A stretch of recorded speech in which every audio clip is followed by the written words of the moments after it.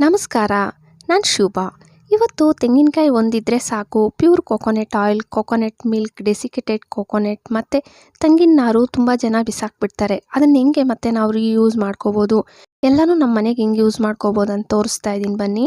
ನೋಡಿ, ತೆಂಗಿನ ನಾರು ಇದನ್ನು ಬಿಡಿಸ್ಬಿಟ್ಟು ಸೈಡ್ಗೆ ಇಟ್ಟಿರಿ, ಮತ್ತು ತೋರಿಸ್ತೀನಿ ಏನು ಮಾಡಬೇಕಂತ.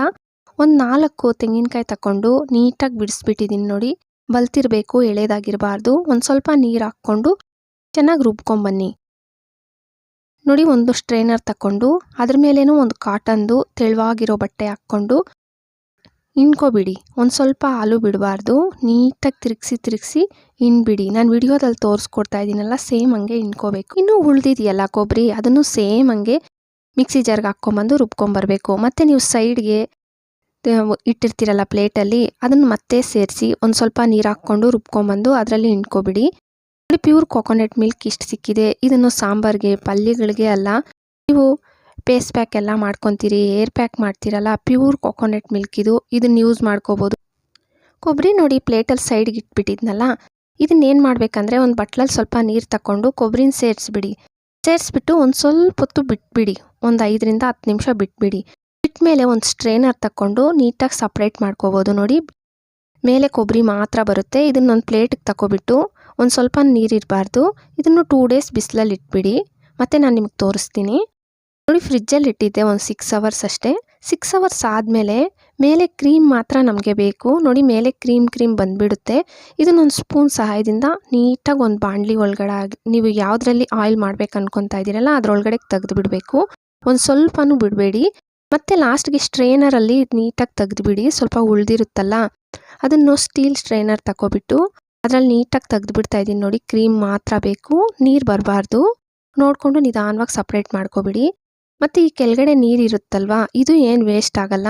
ನಾವು ಚಪಾತಿ ಹಿಟ್ಟು ಕಲಸೋಕ್ಕೆ ಇಲ್ಲ ಸಾಂಬಾರುಗಳಿಗೆ ಯೂಸ್ ಮಾಡ್ಕೋಬೋದು. ನಾನೇನು ವೇಸ್ಟ್ ಮಾಡಲ್ಲ.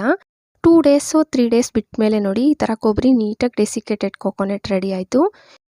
ಬಾಣಲಿನೂ ಗ್ಯಾಸ್ ಮೇಲೆ ಇಕ್ಬಿಡಿ. ಗ್ಯಾಸ್ ಲೋ ಫ್ಲೇಮಲ್ಲಿ ಇಕ್ಬಿಡಿ. ಲೋ ಫ್ಲೇಮಲ್ಲಿ ಇಕ್ಬಿಟ್ಟು ಬಿಟ್ಬಿಡೋಣ, ಸ್ವಲ್ಪ ಹೊತ್ತು ಬಿಡೋಣ. ಮತ್ತು ನಾನು ನಿಮಗೆ ತೋರಿಸ್ತೀನಿ. ಅಷ್ಟೊತ್ತಿಗೆ ತೆಂಗಿನ ನಾರು ಸ್ವಲ್ಪ ಬಿಡಿಸ್ಬಿಟ್ಟು ಮಿಕ್ಸಿ ಜಾರ್ಗೆ ಹಾಕ್ಕೊಳ್ಳಿ. ಚಿಕ್ಕ ಮಿಕ್ಸಿ ಜಾರ್ಗೆ ಹಾಕ್ಕೋಬೋದು, ಇಲ್ಲ ದೊಡ್ಡ ಮಿಕ್ಸಿ ಜಾರ್ಗೆ ಹಾಕ್ಕೊಂಡು ಒಂದು ಸತಿ ಚೆನ್ನಾಗಿ ಪುಡಿ ಮಾಡ್ಕೊಂಬನ್ನಿ. ಅದರಲ್ಲಿ ಪುಡಿ ಎಲ್ಲ ಕೆಳಗಡೆ ಇರುತ್ತೆ, ನಾರು ಮಾತ್ರ ತೆಗೆದುಬಿಡಿ. ನೋಡಿ, ಈ ಪುಡಿ ಬೇಕು ನಮಗೆ. ಪಲಾವ್ ಎಲೆ ಒಂದು 4 ಮುರಿದ್ಬಿಟ್ಟು ಮಿಕ್ಸಿ ಜಾರ್ಗೆ ಸೇರಿಸ್ಬಿಡಿ. ಲವಂಗ ಒಂದು 5 ರಿಂದ 6, ಸಾಂಬ್ರಾಣಿ 1 ಟೇಬಲ್ ಸ್ಪೂನಷ್ಟು, ಕರ್ಪೂರ 1 ಟೇಬಲ್ ಸ್ಪೂನಷ್ಟು. ಮತ್ತು ನೀವು ದೇವ್ರಿಗೆ ನಾವು ದಿನ ಪೂಜೆ ಮಾಡುವಾಗ ಹೂವು ಹಾಕ್ತೀವಲ್ಲ, ಇದನ್ನು ಬಿಸಾಕಬಾರ್ದು. ಈ ಥರ ಒಣಗಿಸ್ಬಿಟ್ಟು ಸ್ಟೋರ್ ಮಾಡಬೇಕು. ನಾನು ಹೂವು ಬಿಸಾಕಲ್ಲ, ನಾನು ಈ ಥರ ಒಣಗಿಸಿ ಸ್ಟೋರ್ ಮಾಡ್ತೀನಿ. ನಾವು ಗುಲಾಬಿ ಹೂದ ಪೆಟಲ್ಸ್ ಮಾತ್ರ ಬೇಕು, ಅದನ್ನು ಸಪ್ರೇಟ್ ಮಾಡಿ ಇಟ್ಕೊಂಡಿದ್ದೀನಿ. ಸ್ವಲ್ಪ ಚೆಂಡು ಹೂವು ಮತ್ತು ಗುಲಾಬಿದು ಪೆಟಲ್ಸ್ ಮಾತ್ರ ಸೇರಿಸ್ಕೊಂಡಿದ್ದೀನಿ. ನೋಡಿ, ಇದನ್ನು ಮತ್ತೆ ಪೌಡ್ರ್ ಮಾಡ್ಕೊಂಬನ್ನಿ. ಪೌಡ್ರ್ ಮಾಡ್ಕೊಂಬಂದು ಒಂದು ಒಳ್ಳೆ ಸ್ಮೆಲ್ ಇರುತ್ತೆ. ಮತ್ತು ಇದಕ್ಕೆ ಏನು ಸೇರಿಸ್ಬೇಕೋ ತೋರಿಸ್ತೀನಿ ಬನ್ನಿ. ಗೋಧಿ ಹಿಟ್ಟು 2 ಸ್ಪೂನಷ್ಟು, ಶ್ರೀಗಂಧ ಪುಡಿ, ಗಂಧದ ಪುಡಿ ಇದು 1 ಟೇಬಲ್ ಸ್ಪೂನು, ಜೇನುತುಪ್ಪ 1 ಟೇಬಲ್ ಸ್ಪೂನು, ತುಪ್ಪ 1 ಟೇಬಲ್ ಸ್ಪೂನಷ್ಟು. ಮತ್ತು ಗಂಗಾ ಜಲ್ ಇತ್ತು ನನ್ನ ಹತ್ರ. ಅಮ್ಮ ಅವರು ಹೋದಾಗ ನಮ್ಮಮ್ಮ ಹೋಗಿದ್ರು, ಅವ್ರು ತಂದು ಕೊಟ್ಟಿದ್ರು. ಇದಿಲ್ಲ ಅಂದರೆ ರೋಸ್ ವಾಟರ್ ಸೇರಿಸ್ಬೋದು. ನಾನು ಗಂಗಾ ಜಲ್ ಇತ್ತು, ಅದನ್ನೇ ಸೇರಿಸಿದ್ದೀನಿ. 1 ಟೇಬಲ್ ಸ್ಪೂನು. ಎಳ್ಳೆಣ್ಣೆ 1 table spoon. ಇದು ಇಲ್ಲ, ನಾವು ರೆಗ್ಯುಲರ್ ಬಳಸ್ತಿರಲ್ಲ ಆಯಿಲು, ಕೊಕೊನೆಟ್ ಆಯಿಲು, ಅದನ್ನು ಬೇಕಾದರೂ ಸೇರಿಸ್ಕೊಂಡು ಇವಾಗ ರುಬ್ಕೊಂಬರಬೇಕು. ಅಕಸ್ಮಾತ್ ಸ್ವಲ್ಪ ಕಮ್ಮಿ ಬಂದಿದೆ ಅಂದರೆ ಸ್ವಲ್ಪ ತುಪ್ಪ ಸೇರಿಸ್ಕೋಬೋದು. ನೋಡಿ, ನಂದು ಕರೆಕ್ಟಾಗಿ ಸರಿ ಹೋಗಿದೆ. ಉಂಡೆಗೆ ಬರಬೇಕು. ಅಕಸ್ಮಾತಾಗಿ ಉಂಡೆಗೆ ಬರಲಿಲ್ಲ ಅಂದರೂ ನೀವು ತುಪ್ಪ ಸೇರಿಸ್ಕೊಂಡೇ ಮಾಡಿ. ಆದಷ್ಟು ನೀರು ಸೇರ್ಸೋಕ್ಕೆ ಹೋಗಬೇಡಿ. ತುಪ್ಪ ಆಗಲಿ ಎಳ್ಳೆಣ್ಣೆ ಆಗಲಿ ಸೇರಿಸ್ಕೊಂಡು, ಇಲ್ಲ ಕೊಕೊನಟ್ ಆಯಿಲ್ ಬೇಕಾದರೂ ಸೇರಿಸ್ಕೊಂಡು, ಸೇಮ್ ನಾನು ಅಂಗೈಯಲ್ಲಿ ಇಕ್ಕೊಂಡು ಮಾಡ್ತಾ ಇದ್ದೀನಲ್ಲ ಆ ಥರ ಶೇಪ್ಸ್ ಕೊಡಬೇಕು ನೀವು. ಧೂಪ ಸ್ಟಿಕ್ಸು ಇದನ್ನು ಎಲ್ಲ ರೆಡಿ ಮಾಡಿಬಿಟ್ಟು ಒಂದು ಪ್ಲೇಟಲ್ಲಿ ಇಕ್ಕಿ ಬಿಸಿಲಲ್ಲಿ ಇಟ್ಬಿಡಿ. 2 ಇಲ್ಲ 3 ದಿನ ಇಡಬೇಕು. ಅಂದರೆ ಬಿಸಿಲು ಜಾಸ್ತಿ ಇದ್ದರೆ 2 ದಿನಕ್ಕೆ ಒಣಗೋಗುತ್ತೆ. ನಂದೊಂದು 3 ದಿನ ತಗೊಂತು. 3 ದಿನ ಆದಮೇಲೆ ನಾನು ನಿಮಗೆ ತೋರಿಸ್ತಾ ಇದ್ದೀನಿ. ನೋಡಿ, ಒಂದು ಬೆಳಗ್ಬಿಟ್ಟು ತೋರಿಸ್ತಾ ಇದ್ದೀನಿ. ನೋಡಿ, ಸ್ಮೆಲ್ ಅಂತೂ ತುಂಬ ಚೆನ್ನಾಗಿರುತ್ತೆ, ಪಾಸಿಟಿವ್ ಫೀಲ್ ಆಗುತ್ತೆ. ಟ್ರೈ ಮಾಡಿ. ತೆಂಗಿನ ನಾರು ಎಲ್ಲ ನೀವು ಬಿಸಾಕ್ಬಿಡ್ತೀರಲ್ಲ, ಬಿಸಾಕೋ ಬದಲು ಒಂದು ಸತಿ ಹಿಂಗೆ ಟ್ರೈ ಮಾಡಿದ್ರೆ ಅಂತೂ ಬಂದು ಕಾಮೆಂಟ್ ಹಾಕೋದಂತೂ ಮರಿಬೇಡಿ.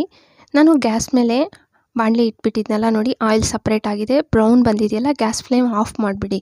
ಆಫ್ ಮಾಡಿಬಿಟ್ಟು ಪೂರ್ತಿ ತಣ್ಣಗಾದ ಮೇಲೆ ಸ್ಟೀಲ್ ಸ್ಟ್ರೈನರಲ್ಲೇ ಸೋದಿಸಿ, ಪ್ಲಾಸ್ಟಿಕ್ ತಗೋಬೇಡಿ. ನೋಡಿ ಸೋದಿಸ್ಬಿಟ್ಟೆ. ಮತ್ತೆ ಸೋದಿಸ್ತಿರಲ್ಲ ಬಾಟ್ಲೊಳಗಡೆ, ಆವಾಗೂ ಒಂದು ಸತಿ ಸ್ಟ್ರೇನರಲ್ಲೇ ಸಪ್ರೇಟ್ ಮಾಡಬೇಕು. ಅಕಸ್ಮಾತ್ ಬ್ರೌನ್ ಪಾರ್ಟ್ ಸ್ವಲ್ಪ ಹೋದ್ರೂ ಆಯಿಲ್ ಕೆಟ್ಟೋಗುತ್ತೆ. ನೋಡಿ ಸಪ್ರೇಟ್ ಮಾಡಿದ್ದೀನಿ, ಒಂದಷ್ಟು ಆಯಿಲ್ ಸಿಕ್ಕಿದೆ. ನೀವೇ ನೋಡ್ತಾ ಇದ್ದೀರಲ್ಲ, ಬಲ್ತಿರೋ ಒಂದು 4 ತೆಂಗಿನಕಾಯಿ ತಗೊಂಡಿದ್ದೆ ನಾನು. ಅದರಲ್ಲಿ ಒಂದಿಷ್ಟು ಆಯಿಲ್ ಸಿಕ್ಕಿದೆ. ಚೆನ್ನಾಗಿ ಬಲ್ತಿರೋದೇ ತಗೊಳ್ಳಿ ತೆಂಗಿನಕಾಯಿ ತಗೊಳ್ಳೋವಾಗ, ಎಳೆದಿದ್ದರೆ ಅಷ್ಟು ಆಯಿಲ್ ಸಿಕ್ಕಲ್ಲ ನಿಮಗೆ. ಇದ್ರ ಬಣ್ಣ ನೋಡಿದ್ರೇ ಗೊತ್ತಾಗ್ತಾ ಇದೆಯಲ್ಲ, ಇದು ಮನೆಯಲ್ಲೇ ಮಾಡಿರೋ ಆಯಿಲು. ಆಚೆಯಿಂದ ತಂದಿರೋದು ಹಿಂಗಿರಲ್ಲ. ಇದನ್ನು ಮಕ್ಳಿಗೆ ಯೂಸ್ ಮಾಡ್ಬೋದು, ಫೇಸ್ಗೆಲ್ಲ, ಮತ್ತು ಹೇರ್ಸ್ಗೂ ಯೂಸ್ ಮಾಡ್ಬೋದು. ಟ್ರೈ ಮಾಡಿ. ಇವಾಗಂತೂ ತುಂಬ ಚಳಿ ಅಲ್ವಾ, ಡ್ರೈ ಆಗೋಗಿರುತ್ತೆ. ಟ್ರೈ ಮಾಡಿದ್ರೆ ಅಂತೂ ಬಂದು ಕಾಮೆಂಟ್ ಹಾಕೋದು ಮರಿಬೇಡಿ. ವಿಡಿಯೋ ಇಷ್ಟ ಆದರೆ ಅಂತೂ ಪ್ಲೀಸ್ ಲೈಕ್ ಕೊಡಿ. ಹಂಗೆ ಸಬ್ಸ್ಕ್ರೈಬ್ ಮಾಡ್ಕೊಂಡು ನಿಮ್ಮ ಫ್ಯಾಮಿಲಿ ಫ್ರೆಂಡ್ಸ್ಗೆ ಶೇರ್ ಮಾಡಿ. Thank you friends.